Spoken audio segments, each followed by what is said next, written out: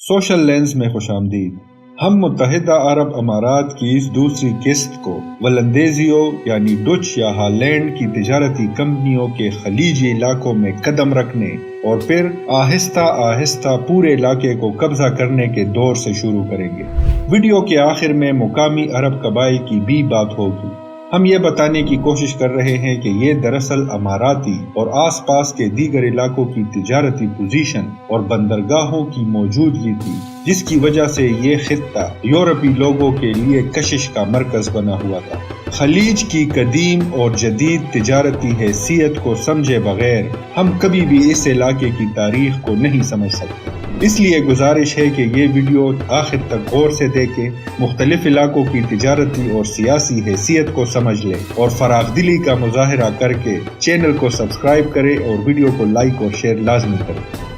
16ویں صدی کے آخر تک برطانیہ اور ہالینڈ دونوں نے مشرق کے ساتھ براہ راست تجارتی روابط قائم کرنے میں دلچسپی ظاہر کرنا شروع کر دیے تھے۔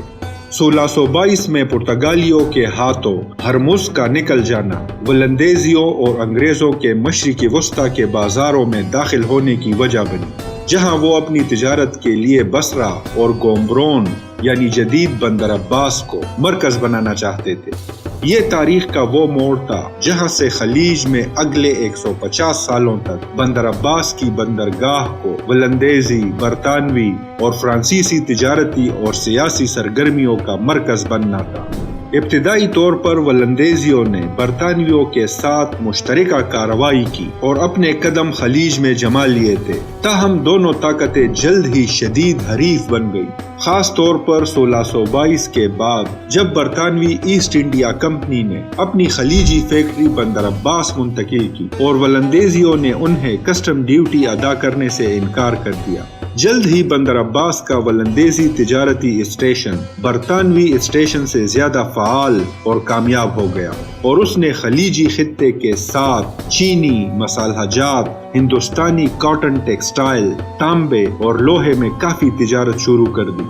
1623 میں ولندیزیوں نے فارس کے بادشاہ شاہ عباس اول کے ساتھ ریشم کی تجارت کے لیے ایک معاہدہ کیا، جس کے تحت انہوں نے بادشاہ سے ایک مقررہ مقدار میں ریشم کی سالانہ خریداری کے بدلے خلیج فارس کے ساتھ آزاد تجارت کا حق حاصل کر لیا۔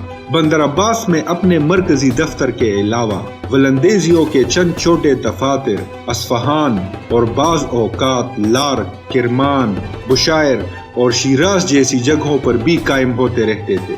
1623 سے لے کر 1630 کے درمیان ولندیزی ایسٹ انڈیا کمپنی نے فارسی اشیاء خاص طور پر ریشم کی تجارت سے بہت زیادہ منافع کمایا۔ ان ریشموں نے ان سالوں میں فارسی تجارت کو بحر ہند کے نظام میں کسی بھی دوسرے ڈچ کارخانے کے مقابلے میں زیادہ منافع بخش بنا دیا، سوائے بٹاویا میں ان کے تجارتی نظام کے۔ 17ویں صدی تک ولندیز بحر ہند اور خلیج عرب میں ایک مضبوط بحری طاقت بن چکے تھے۔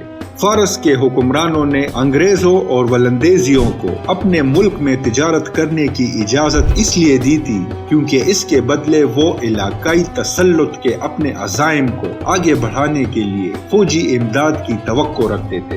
یہی وجہ تھی کہ انگریز اور ولندیز فارس کے ساتھ ایک قسم کے اتحاد کے پابند تھے اور خلیج میں ان کے اکنامک مفادات کی بنیاد ان تجارتی مراعات پر تھی جو انہوں نے فارس سے حاصل کی تھی۔ 1648 میں اسپین سے آزادی حاصل کرنے کے بعد ولندیزی ایسٹ انڈیا کمپنی کی تجارتی سرگرمیاں تقریباً اگلے 100 سالوں تک خوشحالی اور کامیابی کے ساتھ بلا تعطل جاری رہی۔ 1650 میں جب عرب قبائل نے پرتگالیوں سے مسقط کا قبضہ چھڑایا تو وہ ولندیزیوں کے حق میں ایک اور بہترین واقعہ ثابت ہوا۔ کچھ ہی عرصے بعد ہالینڈ سے کئی بحری جہاز گومبرون یعنی بندر عباس میں ان کے کارخانے پر پہنچے، جس سے ان کی تجارت میں مزید اضافہ ہوا اور انہیں عارضی طور پر خلیجی تجارت میں برتری حاصل ہوئی۔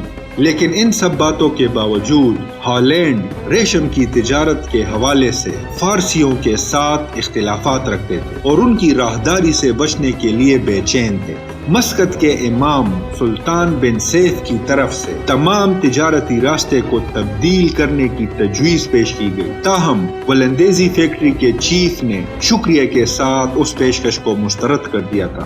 1652 میں یورپ میں اینگلو ڈچ جنگ شروع ہونے کے ساتھ ہی ولندیزیوں نے انگریزوں کے بندر عباس اور بصرہ میں واقع عرب خلیجی فیکٹریوں کو قبضہ کر لیا۔ ان کارخانوں کو حاصل کر کے ولندیزی ایسٹ انڈیا کمپنی فارس اور خلیجی عرب میں مسالے کا سب سے بڑا سپلائر بن گئی، جو وہاں کمپنی کی تجارتی کامیابی کی ایک بڑی وجہ بنی۔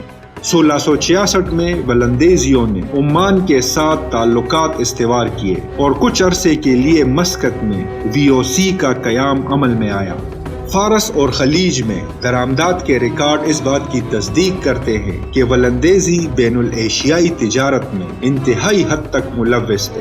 اس طرح 17ویں صدی کے وسط تک ولندیزی برطانوی ایسٹ انڈیا کمپنی کو خلیج عرب کے بڑے حصے سے نکال باہر کرنے میں کامیاب ہو چکے تھے۔ 1669 تک VOC دنیا کی سب سے امیر کمپنی بن چکی تھی۔ اس سے پہلے دنیا میں اتنی بڑی کمپنی کبھی بھی نہیں بنی تھی۔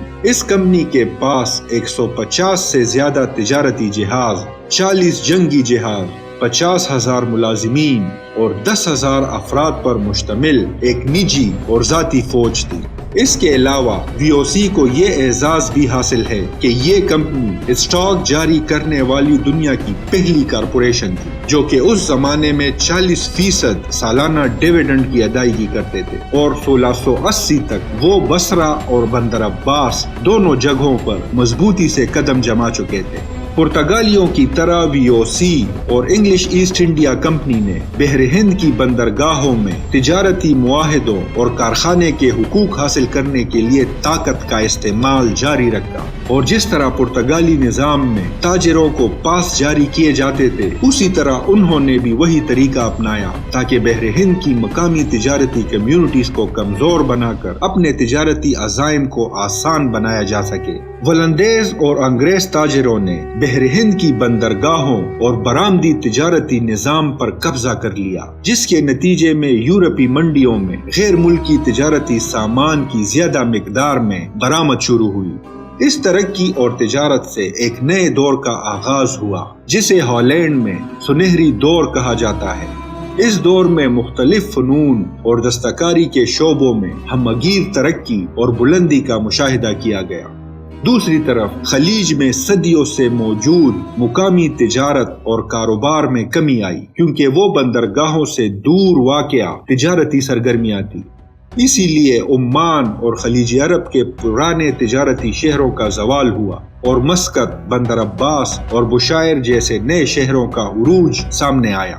1750 کی دہائی تک انگریزوں، فرانسیسیوں اور ولندیزیوں کے درمیان 3 طرفہ جنگ کی وجہ سے ولندیزی طاقت کمزور پڑ گئی، اور وہ بحر ہند کے بیشتر حصوں میں اپنی گرفت کھو بیٹھے۔